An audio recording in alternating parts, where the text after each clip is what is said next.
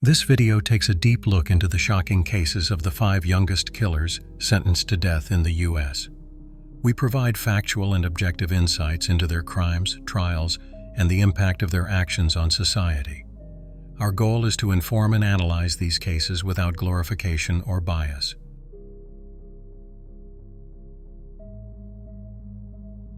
They were just kids, but their crimes were unthinkable.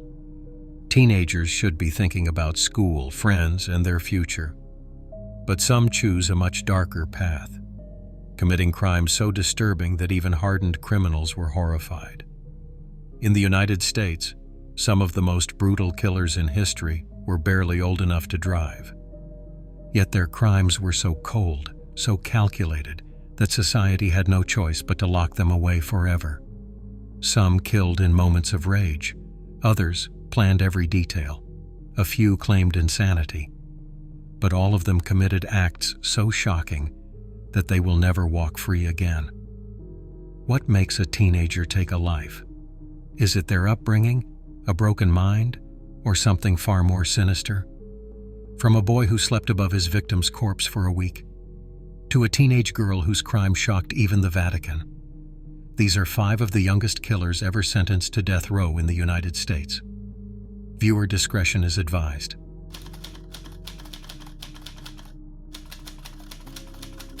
At just 16 years old, Sean Sellenr became one of the youngest killers on death row in the United States. His name is infamous not only because of his age, but also because of the disturbing circumstances that led him to commit an unimaginable act.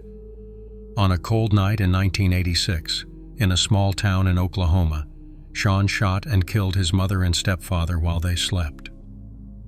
This horrific crime was committed with chilling precision, and Sean's reasoning was equally terrifying. He claimed that Satan made him do it. Sean had become obsessed with the occult and reported hearing voices that instructed him to kill. What made this case even more unsettling was Sean's complete lack of remorse after his arrest. During interrogations, he smiled and bragged about his devotion to Satanism, unsettling everyone who came into contact with him. He didn't seem like a typical teenager, but rather a young man who had embraced darkness. When law enforcement investigated the crime, they found evidence of Sean's obsession with Satanism, including books, symbols, and disturbing writings. But what was most chilling was his demeanor. He showed no signs of fear, guilt, or sorrow, something that haunted investigators throughout the case. Sean seemed confident that his actions had been justified in his mind. In court, the case became even more bizarre. Sean was sentenced to death for the brutal murder of his parents.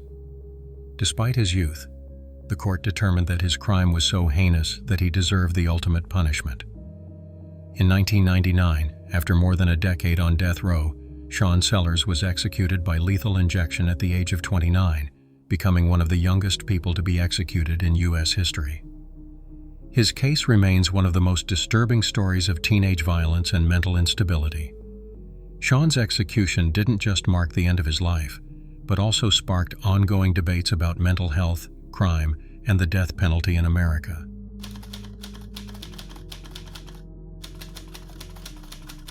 At just 15 years old, Paula Cooper became infamous for one of the most shocking murders in U.S. history. What began as a robbery plan would soon escalate into a gruesome act that would leave the world speechless. In 1985, Paula, along with 3 friends, targeted 77-year-old Ruth Pelkey, a Sunday school teacher, with the intent to rob her for a few dollars. But things took a horrifying turn. They tied Ruth to a chair, tortured her, and then stabbed her 33 times, leaving her to die in her own home. All of this just for $10 and Ruth's car. What made this case even more tragic was Paula's age and the sheer brutality of the crime. At 16, she became the youngest person ever sentenced to death in the United States. But this case would soon take a surprising turn. Despite the overwhelming evidence against her, Paula's case caught the attention of the international community, including Pope John Paul II, who personally intervened. The Vatican, along with a global movement of supporters, pleaded for mercy, arguing that Paula's young age and the circumstances surrounding the crime deserved reconsideration. In 1990, the death sentence was overturned, and Paula's punishment was reduced to 60 years in prison. She served 28 years, but the darkness of that night would continue to haunt her. Tragically, Paula took her own life in 2015, leaving behind a trail of unanswered questions about her motivations and remorse.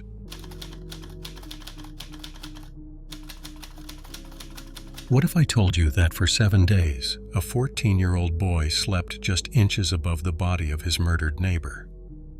This chilling and disturbing case is that of Joshua Phillips.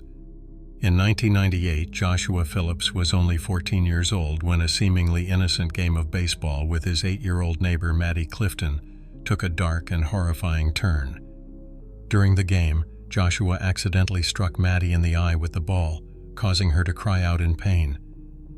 Fearing punishment, Joshua panicked and made a decision that would haunt him forever. Instead of seeking help, Joshua dragged Maddie into his house, where he strangled her and then brutally stabbed her 11 times. But what is perhaps most chilling is what he did next. Instead of alerting anyone or trying to get help, Joshua hid Maddie's lifeless body under his waterbed, continuing with his daily routine as if nothing had happened. For an entire week, Joshua lived under the same roof as the hidden body, with his mother unknowingly walking past it every single day. The horrifying truth remained concealed until the stench of death became unbearable, leading Joshua's mother to investigate. It was then that the dark secret was uncovered. The police were called, and Joshua was arrested, later being charged with murder. His actions and the horror he inflicted on Maddie were incomprehensible to everyone who knew the truth. Joshua Phillips was sentenced to life imprisonment without the possibility of parole, ensuring that the tragic death of his young neighbor would never be forgotten. He remains incarcerated to this day, a reminder of the chilling consequences of one boy's moment of panic turned deadly.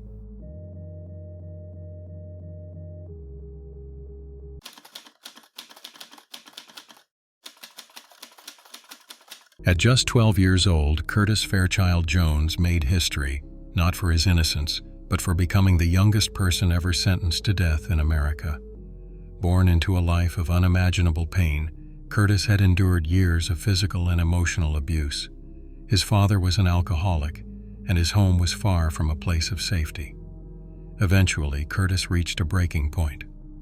One fateful night, he and his 13-year-old sister decided enough was enough. They planned their revenge. Together, they ambushed their father's girlfriend, who had been a constant figure of torment in their lives. In a violent act of retaliation, Curtis and his sister shot and killed her in cold blood. The crime left everyone stunned, as it was clear that the children had acted out of a need to escape their tragic circumstances. Despite their ages, Curtis and his sister were both charged with murder. The court showed no mercy. Curtis, at just 12 years old, was sentenced to death, making him the youngest person to face the death penalty in the United States at that time. As years passed, public opinion about juvenile sentencing began to shift. Curtis, who spent 16 years behind bars, eventually turned his life around. He found faith, became a pastor, and worked toward forgiveness and redemption. Though Curtis's story is one of transformation, it remains one of the most controversial juvenile death penalty cases in U.S. history. The idea of sentencing children to death raised ethical and legal debates that would echo for years. Curtis is now free, but the question still lingers: should a child be held to the same standard as an adult for committing such a crime?